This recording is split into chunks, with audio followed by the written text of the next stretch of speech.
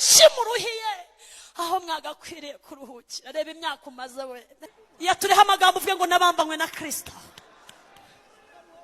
kandi si jyewe uriho, ahubwo ni Kristo uri wamuritse. Nta muruho, idini nta muruho byantera, kuzinga ibitambaro ntibyambara umuruho, kwambara rumbiya si umuruho, kutanywa inzoga si umuruho. Oya, ahubwo icyanduhuye. Sinarwanya intambara z'abandogeye n'abandoga, sinarwanya intambara z'abanyirukanye mu kazi, sinarwanya intambara z'abambenzi nabo nabenze, sinarwanya intambara z'amadeni, harimo unarwanya intambara nziza yo kwizera.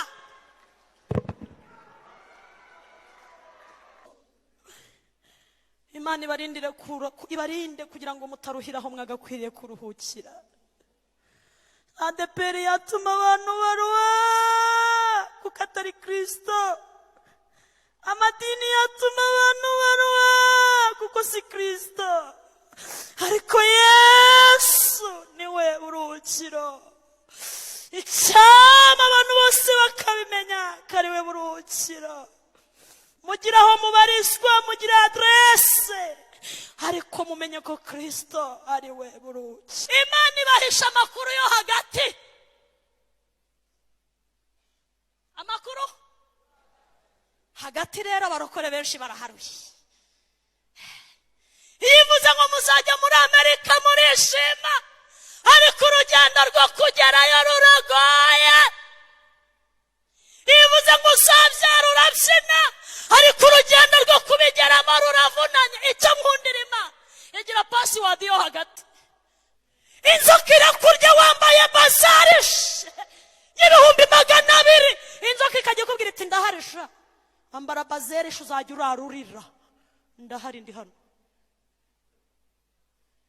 Inzoka ishira irakurya, ishira irakurya ikakurira mu Rwanda, ugahungira muri Amerika, ikajya kubwira iti rega burya ndi umutungo wimukanwa.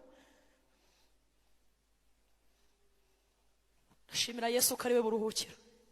Irakurya uri umukobwa, ukajya ngo yo ninde ugeramo we azajya anyita shushu pe nakupenda sana I love you.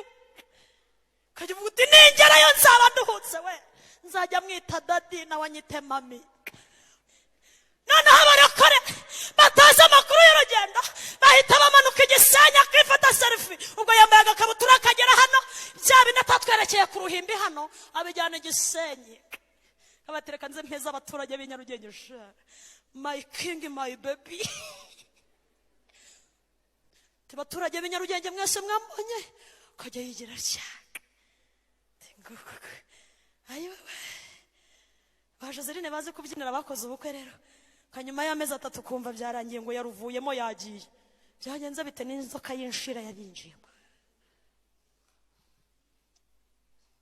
Nimudashaka uburuhukiro kuri Yesu, muratoragura envelope amashashi yarashize, nta nubwo akigera mu Rwanda.